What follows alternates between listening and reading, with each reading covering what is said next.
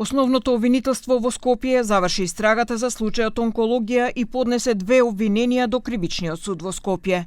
Првото обвинение, кое се однесува на економското работење на клиниката, вклучува 2 лица.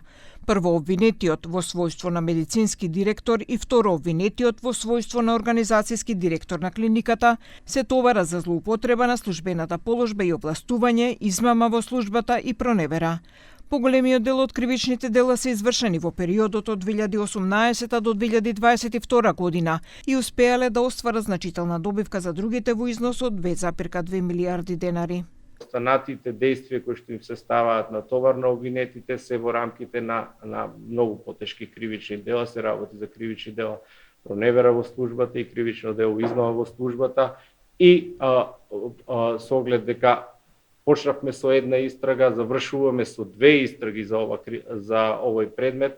Вториот дел од обвинението, односно второто обвинение е за кривични дела против здравјето на луѓето, а кое што директен инпут има од 2 вештачења кои што се извршени во Словенија и во Србија. Второто обвинение се однесува на третманот на пациентите и вклучува 4 онколози, вклучително и екс-директорката која е обвинета за тешко кривично дело против здравјето на луѓето и одолговлекување во лекувањето на пациентите. Со медицинските вештачења е утврдено дека кај 29 пациенти прво обвинетиот применил очигледно неподобен начин на лекување, испротивно на тековните онколошки упатства со одстапување во дозирањето и во фазата на лекување давал лекови од новите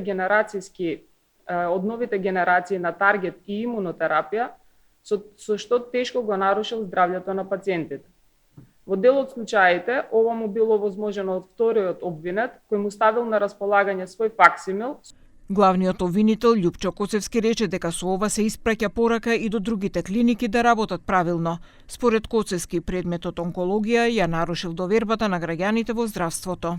Покажуваат дека кај нас состојбите во здравството континуирано се влошувале.